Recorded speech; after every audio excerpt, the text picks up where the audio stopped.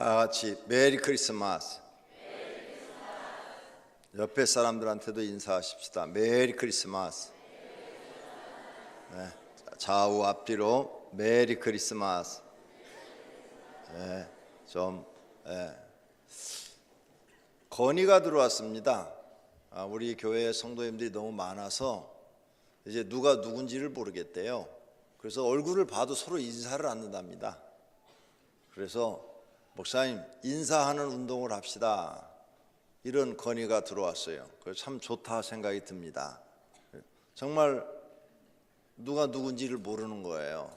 그래서 내년부터 1월 달부터 무조건 교회 안에서 사람을 보면 할렐루야예요.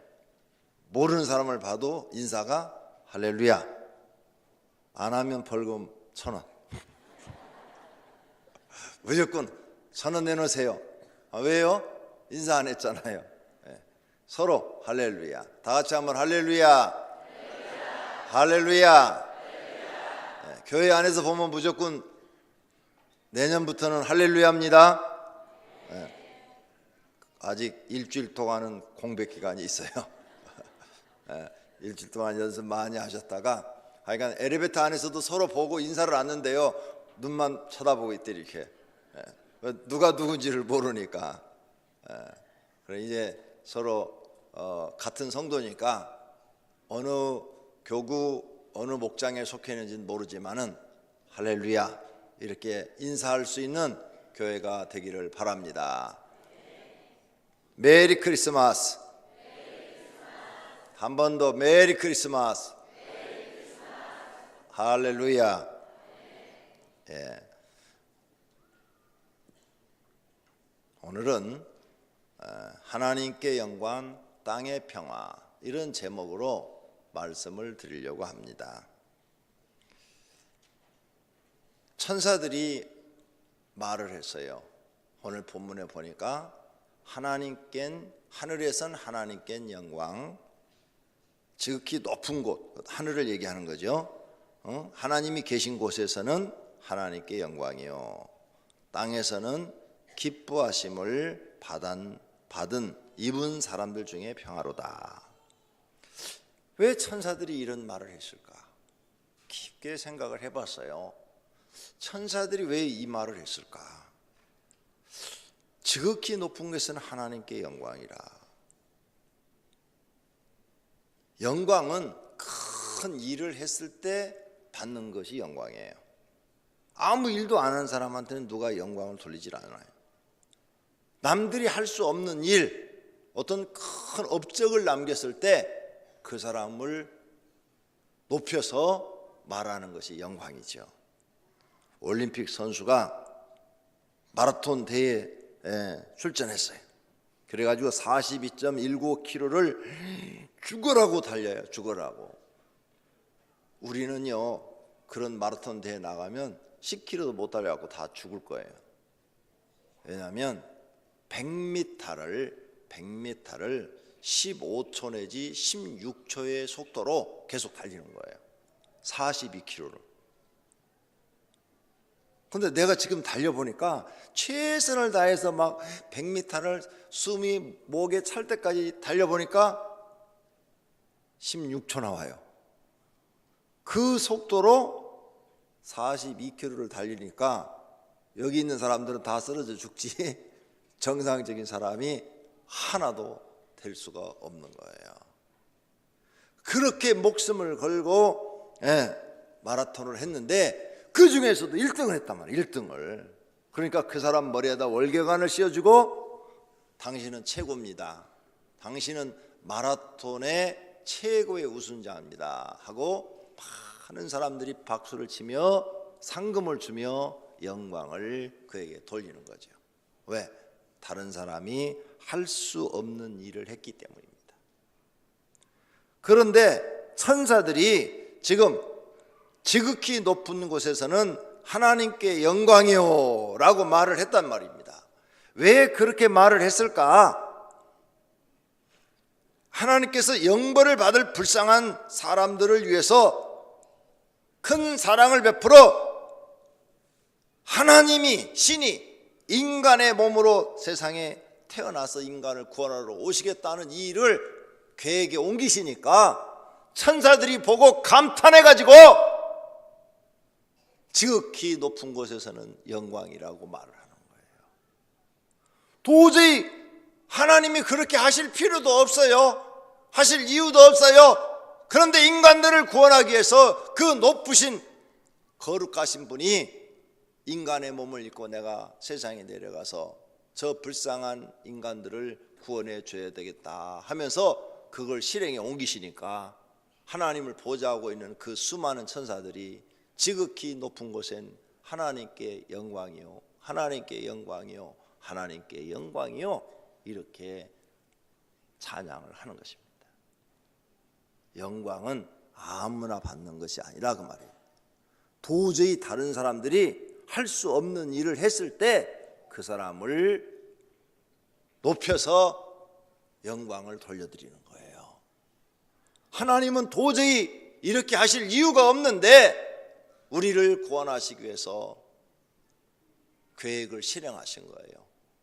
거룩하시고 지극히 높으신 분이 사람의 몸으로 와서 사람을 구원하시겠다고 실천하시니까 천사들이 감탄해가지고 지극히 높은 곳에선 하나님께 영광이요, 하나님께 영광이요 이렇게 말할 수밖에. 그리고 수많은 천사들이 하나님을 존경하고 경외할 수밖에 없는 거예요. 이런 위대하신 하나님이 계시다니 하면서 하나님을 사랑할 수밖에 없는 것입니다. 이 일은 우주에서 가장 큰 일을 행하신 겁니다. 천지를 창조한 일보다도 더 큰 일을 행하신 것입니다. 우주를 창조하는 것보다도 더 큰 일을 하나님께서 직접 지금 행하시는 거예요. 그래서 천사들이 하나님께 영광이요, 하나님께 영광이요 이렇게 말을 하는 것입니다. 이러한 비밀을 깨달은 사람들은 첫째로 하나님께 감사해야 되고, 둘째로는 충성해야 하고, 셋째로는 헌신해야 하고, 넷째로는 사랑해야 되고, 다섯째로는 존귀와 영광을 돌려 경외해야 될 줄로 믿습니다. 믿으면 아멘 합시다. 이렇게 중요한 것을 깨달았는데 아멘이 없으시면 안 되지요. 그게 아멘 합시다. 그래서 요한계시록 5장 12절을 다 같이 읽겠습니다. 큰 음성으로 가로되 죽임을 당하신 어린 양이 능력과 부와 지혜와 힘과 존귀와 영광과 찬송을 받으시기에 합당하도다 하더라. 아멘. 할렐루야. 하나님이 찬송과 영광과 존귀를 받으시기에 합당하실 수밖에 없는 이유는 티끌맛도 못한 인간들을 위하여 그 하나님이 인간의 몸을 입고 이 땅에 오시는 계획을 실행하셨으니 이게 얼마나 위대한 일이냐 그 말이에요. 그러니 그분은 존귀와 영광을 받으시기에 합당하신 분이라고 천사들이 요한계시록에 찬양을 하고 있습니다. 그런데 이 사실을 모르는 인간들이 하나님을 찬양할 줄을 몰라요. 그러니 영벌 받는 장소로 가도 아무도 할 말이 없어요. 천사들은 이 사실을 알고 찬양하는데 예수님께서 우리에게 주님 가르친 기도문을 가르쳐 주시면서 끝에 나라와 권세와 영광이 영원히 아버지께 있나이다 이렇게 기도하라 가르쳐 줬어요. 그 이유를 아시겠죠? 왜 이렇게 기도하라고 그랬는지 뜻이 있다고 말해요. 그러므로 우리는 기도할 때마다 천사들처럼 잃어버리지 말고 끝에 가서는 나라와 권세와 영광이 영원히 하나님 아버지께만 있습니다 라고 고백하는 믿음의 사람들이 되시기를 축원합니다. 할렐루야. 또 하나는 땅에는 평화라고 그랬어요. 땅에는 평화. 천사들이 말을 하기를 땅에서는 기뻐하심을 입은 사람들 중에 평화로다. 다 평화가 아니고 기뻐하심을 입은 사람, 하나님이 이 땅에 오셔서 메시아로 오셔서 우리를 구원해 주러 오셨다는 사실을 믿는 사람, 그것을 환영하는 사람들에게만 평화로다 이 말이에요. 이 뜻은 도대체 무슨 뜻일까? 이 천사가 한 말이라 사람이 이해하기가 어려워요. 땅의 사람들은 지금 마음의 평화가 없어요. 사람마다 여러 가지 이유로 평화가 없습니다. 그래서 사람들에게 지금 정말 필요한 건 평화예요. 그런데 사람들은 이 평화라는 걸 지금 모르고 사람들에게 필요한 것은 돈이다 이렇게 생각하고 있어요. 그 마귀가 준 생각이에요. 마귀는 사람들 머릿속에다가 너한테 필요한 건 지금 돈이야 이렇게 말을 해요. 그런데 하나님은 지금 너한테 필요한 건 돈이 아니라 평화야. 어떤 말이 맞는가 한번 들어봅시다. 중동 국가에서 지금 일부에서는 내란으로 인해 가지고 매일매일 폭탄이 터져서 아무런 이유도 모르고 폭탄 옆에 있는 사람들은 다 죽어나가요. 아니면 부상당해서 팔이 잘리고 눈이 실명이 되고 다리가 잘리고 평생 장애자로 살고 있어요. 그런데도 그치지 않고 오늘 이 시간에도 중동에서는 지금 폭탄이 터진단 말이에요. 어디서 터질지 몰라. 사람 몸에다가 폭탄을 장착하고 가서 사람들 많은 곳에 가가지고 그냥 터뜨려 자기도 죽고 남도 다 죽이는 이런 무서운 살인이 벌어지고 있어서 사람들이 다 불안해. 언제 무슨 일을 당할지를 몰라. 이런 불안 속에서 살고 있습니다. 아프리카 사람들 중에는 질병과 굶주림으로 죽어가고 있어요. 에이즈가 50% 이상 걸려서 사람들이 다 에이즈에 걸려 죽어가지요. 또 거기다가 굶주림, 먹을 것이 없어서 얼마 전에 다큐멘터리를 보니까 어떤 아프리카 흑인들은 개미가 땅속에서 파낸 개미가 파낸 그 흙을 과자 만들어 가지고 흙을 먹고 있더라고요. 배가 고파서. 이렇게 사람들이 불쌍하게 죽어가고 불안하게 살고 있더라는 거죠. 또 뿐만 아니에요. 북한도 독재와 굶주림과 추위에 떨고 불안과 죽음에 떨고 있어요. 잘 산다는 유럽도 지금 경제 위기로 실업자가 많아져 가지고 먹고 살기가 어려워서 많은 사람들이 지금 불안에 떨고 있다고 하는 거예요. 미국도 마찬가지로 경제적으로 어려워졌는데 총기 난사 사고가 나서 어린아이들이 막 수십 명씩 죽고 또 어른들이 또 죽어가고 난립니다. 세상은 지금 평화가 다 깨지고 있어요. 우리나라도 경제적으로 어려운 사람들이 많이 있습니다. 그리고 질병과 장애로 고생하는 사람들이 많이 있습니다. 수많은 사람들이 불안해하고 있습니다. 정말 사람들에게 필요한 것이 무엇입니까? 돈입니까? 평화입니다. 평화. 사람들에게 필요한 것 마음의 평화, 생활의 평화, 국가적으로 평화롭기를 원하고 있는 줄로 믿습니다. 사람들이 예수님의 말씀을 순종하면 평화를 얻을 수 있습니다. 하나님을 사랑하고 이웃을 사랑하고 십자가 정신으로 살면 모두가 평화를 얻을 수 있습니다. 다 같이 마태복음 22장을 읽습니다. 예수께서 가라사대 내 마음을 다하고 목숨을 다하고 뜻을 다하여 주 너희 하나님을 사랑하라 하셨으니 이것이 크고 첫째 되는 계명이요 둘째는 그와 같으니 내 이웃을 내 몸과 같이 사랑하라 하셨으니 이 두 계명이 온 율법과 선자의 강령이니라. 아멘. 모든 사람들이 사랑을 실천하면 평화가 오기 시작합니다.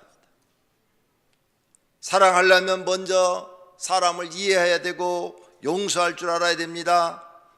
남을 이해하고 용서하면 자기 마음이 평화로워지고 상대방도 평화로워집니다. 십자가 정신으로 자신이 죽고 다른 사람을 살게 하면 나도 평화롭고 다른 사람도 평화로워지는 것입니다.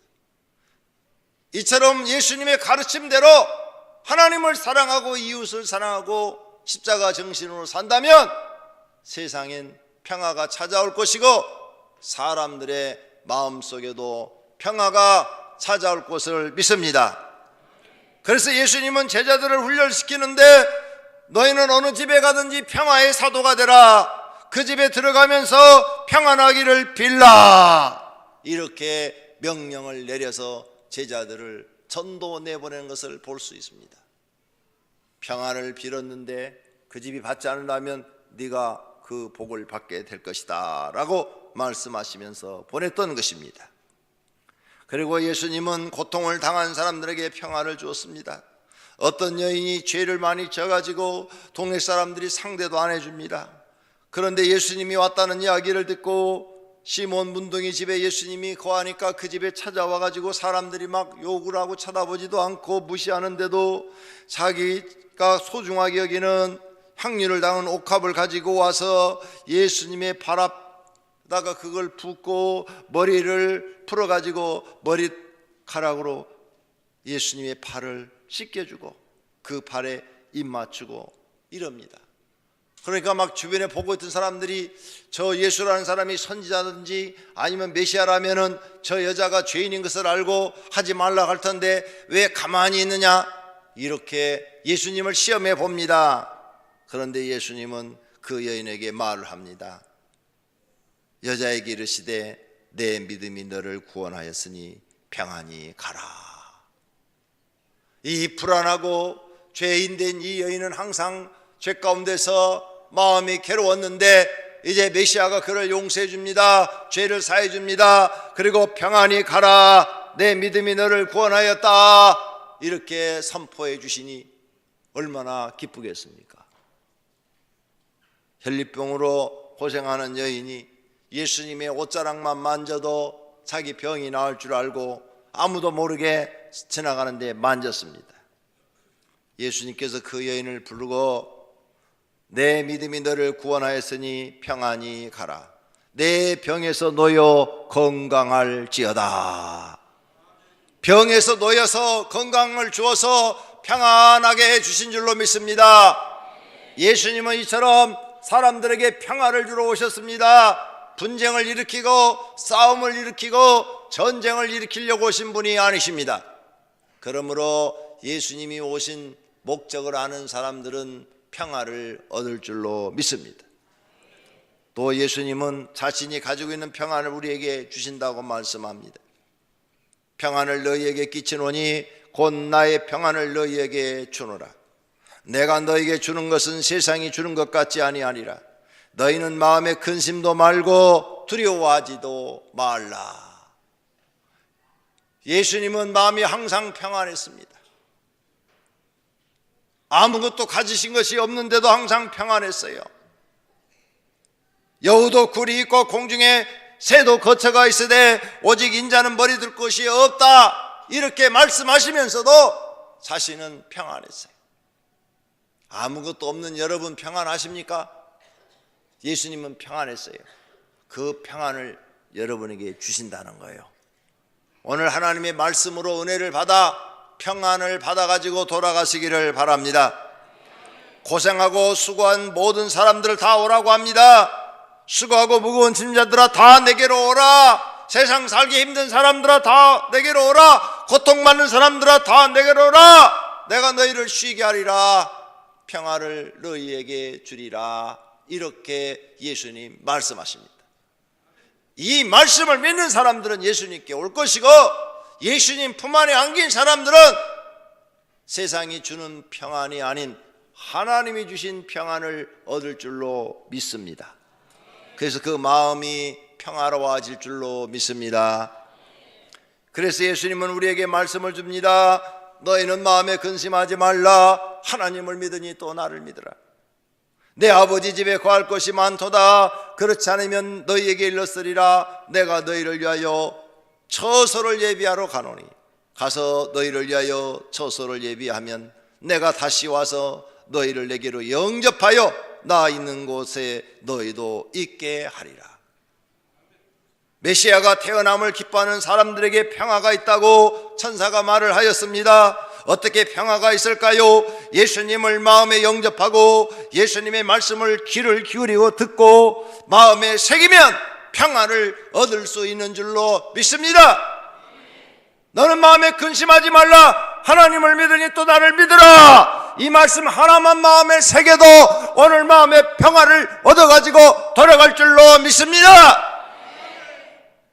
이렇게 예수님의 말씀은 권위가 있고 능력이 있는 것입니다.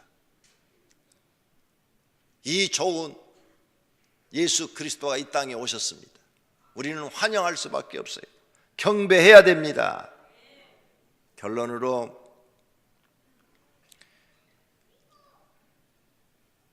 누가복음 2장 13절에 보니까 호련히 허다한 천군이 그 천사와 함께 있어 하나님을 찬송하여 가로되 지극히 높은 곳에서는 하나님께 영광이요 땅에서는 기뻐하심을 입은 사람들 중에 평화로다. 오늘 이곳에 오신 분들에게 세상에서 가장 소중한 평화가 있기를 축원합니다. 이 평화는 사람이 사는 동안 돈보다 중요합니다. 돈은 많은데 평화가 없고 불안과 공포가 있다면 돈이 무슨 소용이 있겠습니까? 권력이 있는데 불안과 공포가 있다면 권력이 무슨 도움이 되겠습니까? 평화가 있어야 됩니다. 그러므로 권력과 돈보다도 평화가 더 중요합니다. 보석보다도 평화가 더 중요합니다. 평화의 가치는 세상에서 매우 중요한 위치에 있습니다. 하나님은 이 평화를 주시려고 우리에게 오신 것입니다. 이 진리를 깨달았다면 하나님께 감사하십시오. 그리고 영광을 돌리시고 경외하십시오. 그리고 평화의 주님을 섬기시고 따르십시오. 복 있는 사람이 될 것입니다. 모두가 평화로운 심령이 되시기를 축원합니다. 평화로운 가정이 되시기를 축원합니다. 평화로운 나라와 민족이 되기를 축원합니다. 하나님이 주시는 평화를 누리는 성도님들이 되시기를 축원합니다.